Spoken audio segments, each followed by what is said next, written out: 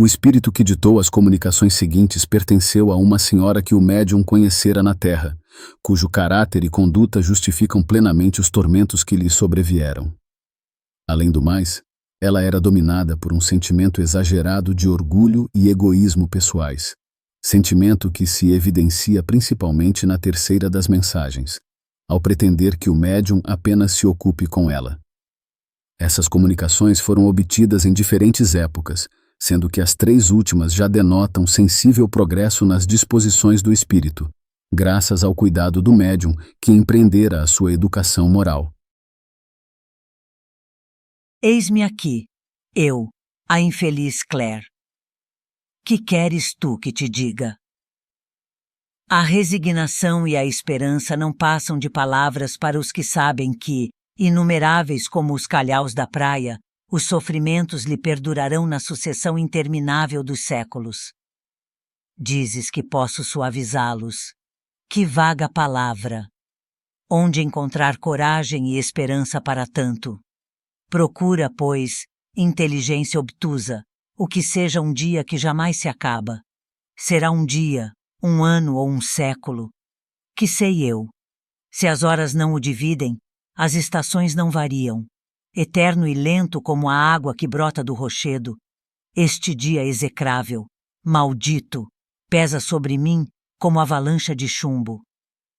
Em torno de mim, apenas sombras silenciosas e indiferentes. Contudo, sei que acima desta miséria reina o Deus Pai, para o qual tudo se encaminha. Quero pensar nele, quero implorar-lhe misericórdia.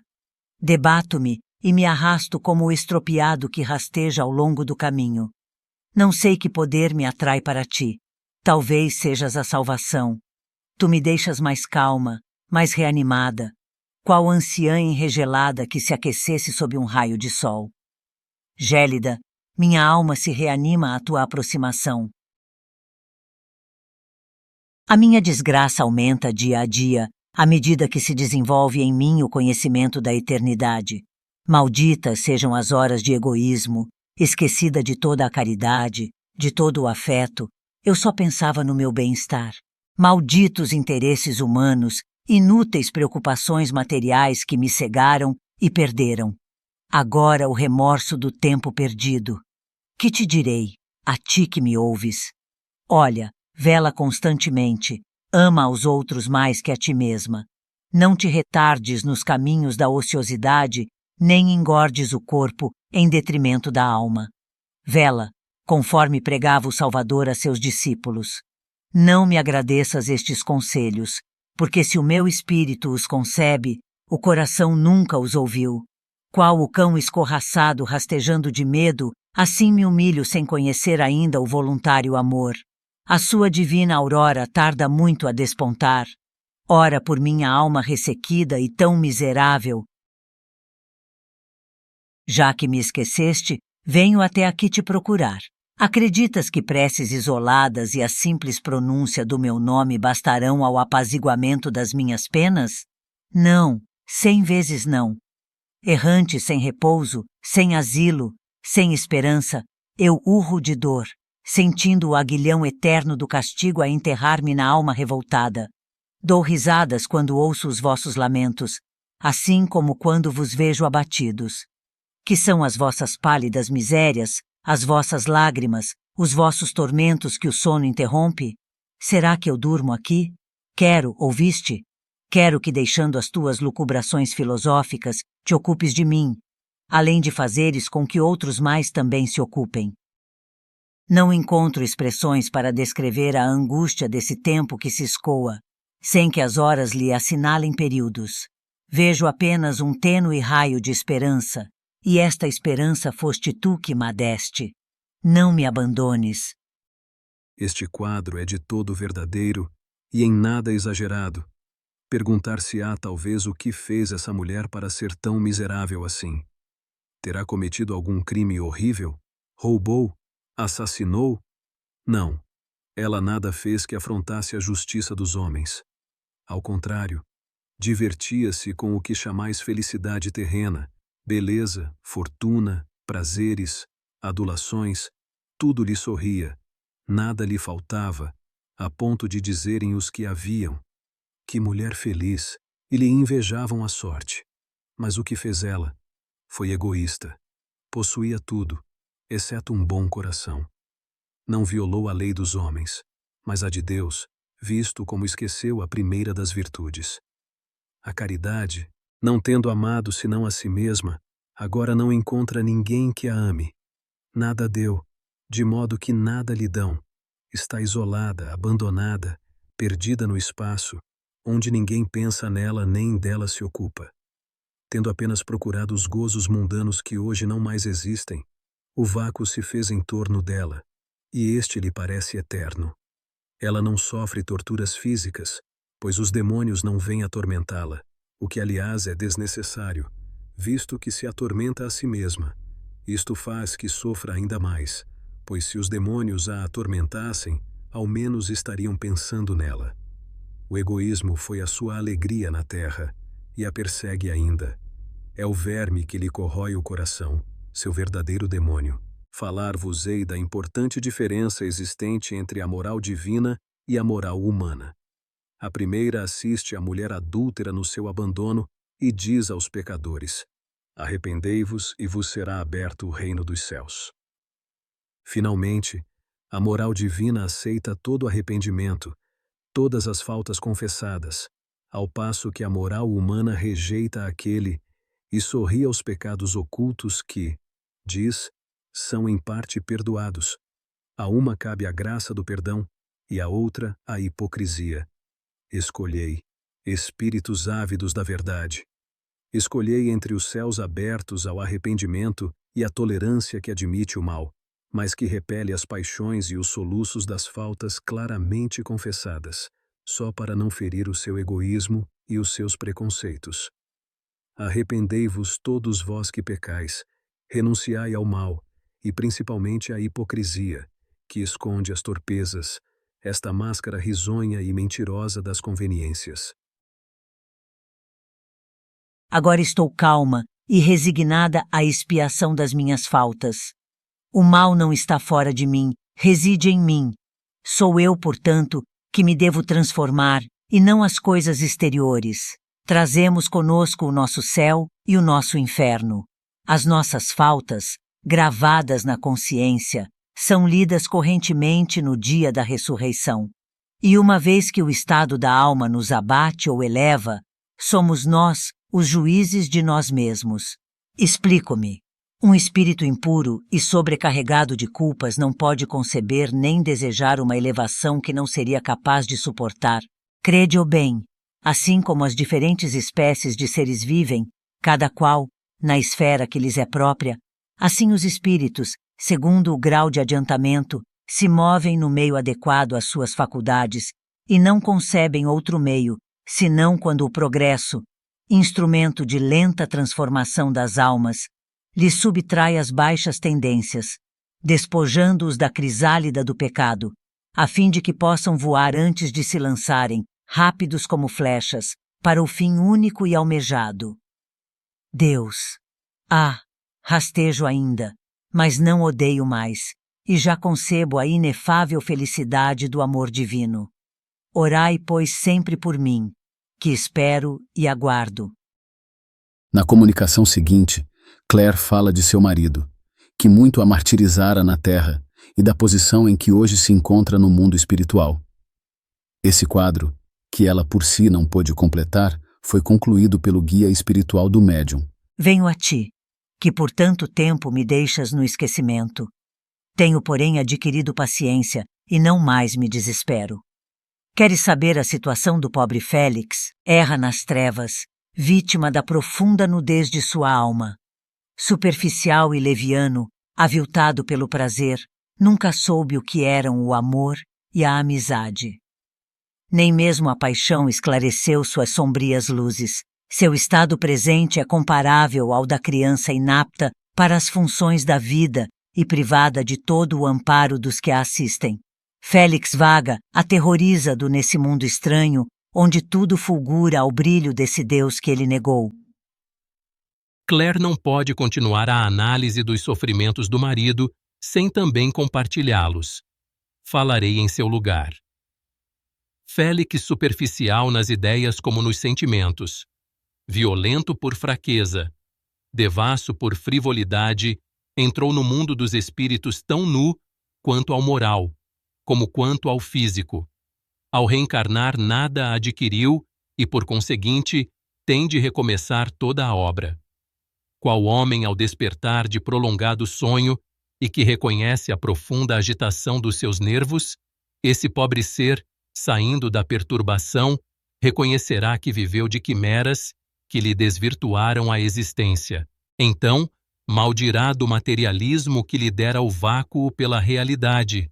Maldirá o positivismo que lhe fizera tomar por desvários as ideias sobre a vida futura, como por loucura a sua aspiração e como por fraqueza a crença em Deus.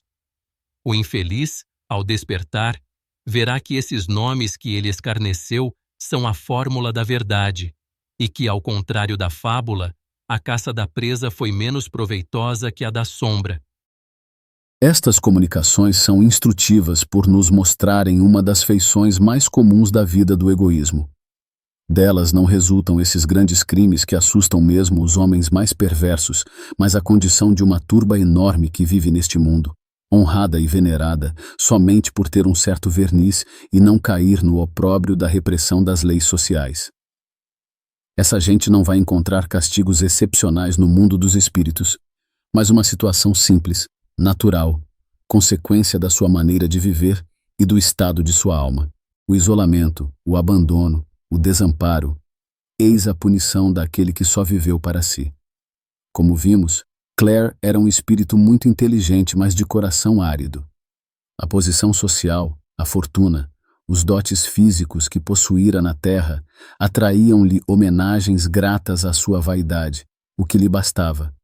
Hoje, onde se encontra, só vê indiferença e vacuidade em torno de si, punição mais pungente do que a dor que inspira piedade e compaixão. Mas é também um meio de obrigá-la a despertar o interesse de outrem a seu respeito, pela sua sorte. Esta mensagem encerra uma ideia perfeitamente verdadeira, ao explicar a obstinação de certos espíritos na prática do mal. É mesmo de admirar como alguns deles são insensíveis à ideia e até ao espetáculo da felicidade de que gozam os espíritos bons. É exatamente a situação dos homens degradados que se comprazem na depravação e nas práticas grosseiras e sensuais. Esses homens estão no seu ambiente. Não concebem os prazeres delicados, preferindo farrapos andrajosos a vestes limpas e brilhantes, aos prazeres das boas companhias, por se acharem assim bem mais à vontade. Esses espíritos estão de tal modo identificados com esse gênero de vida que isso se torna para eles uma segunda natureza. Julgam-se mesmo incapazes de se elevarem acima da esfera que lhes é própria. Razão porque aí permanecem até que radical transformação do ser lhes abra a inteligência, lhes desenvolva o senso moral e os torne acessíveis a sensações mais sutis. Esses espíritos, quando desencarnados, não podem de uma hora para outra adquirir a delicadeza dos sentimentos, e durante um tempo mais ou menos longo, ocuparão as camadas inferiores do mundo espiritual, tal como acontece na Terra. Assim permanecerão enquanto se mostrarem rebeldes ao progresso. Só que com o tempo, a experiência e as tribulações das sucessivas encarnações, chegará o momento de receberem algo de melhor do que até então possuíam. Suas aspirações se elevam, começam a compreender o que lhes falta e se esforçam por se regenerar. Uma vez nesse caminho, a marcha é rápida, porque experimentam uma satisfação que lhes parece bem superior em comparação com as outras. Que devemos entender por trevas em que se acham mergulhadas certas almas sofredoras? Serão aquelas tantas vezes referidas nas Escrituras? Sim, são as trevas designadas por Jesus e pelos profetas ao se referirem ao castigo dos maus. Isso, porém, não passava de alegoria destinada a ferir os sentidos materializados dos seus contemporâneos, os quais jamais poderiam compreender a punição de maneira espiritual. Certos espíritos estão imersos em trevas, devendo-se, contudo, entender por isso uma verdadeira noite da alma comparável à obscuridade intelectual do idiota. Não é uma loucura da alma, porém uma inconsciência de si mesma e do que a rodeia, a qual se produz quer na presença, quer na ausência da luz material. É, principalmente, a punição dos que duvidaram do seu destino. Já que acreditaram no nada, as aparências desse nada os supliciam, até que a alma, caindo em si, quebra as malhas da inervação que a prostrava e envolvia, tal como o homem oprimido por penoso sonhar luta em dado momento, com todo o vigor das suas faculdades, contra os terrores que de começo o dominaram. Esta momentânea redução da alma a um nada fictício e consciente de sua existência é um sofrimento mais cruel do que se pode imaginar, em razão da aparência de repouso que a acomete. É esse repouso forçado, essa nulidade do ser, essa incerteza que lhe fazem o suplício. O aborrecimento que a invade é o mais terrível dos castigos, visto não perceber coisa alguma em torno de si, nem coisas, nem seres. Para ela são verdadeiras trevas. Eis-me aqui. Também posso responder à pergunta relativa às trevas, pois vaguei e sofri por muito tempo nesses limbos onde tudo é soluço e misérias. Sim, existem as trevas visíveis de que falam as Escrituras, e os infelizes que deixam a vida, ignorantes ou culpados, são imersos na fria região, inconscientes de si mesmos e do seu destino. Acreditando na perenidade dessa situação, a sua linguagem é ainda a da vida que os seduziu, e admiram-se e espantam-se da profunda solidão. São, portanto, lugares de trevas, povoados e ao mesmo tempo desertos, espaços em que erram obscuros espíritos lastimosos, sem consolo, sem afeições, sem socorro de espécie alguma. A quem se dirigirem, se sentem a eternidade, esmagadora, sobre eles. Tremem e lamentam os interesses mesquinhos que lhes mediam as horas, deploram a ausência das noites que, muitas vezes, lhes traziam num sonho feliz o esquecimento dos pesares.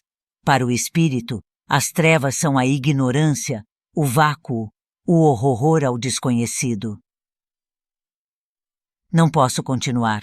Por sua natureza, o perispírito possui uma propriedade luminosa que se desenvolve sob o influxo da atividade e das qualidades da alma.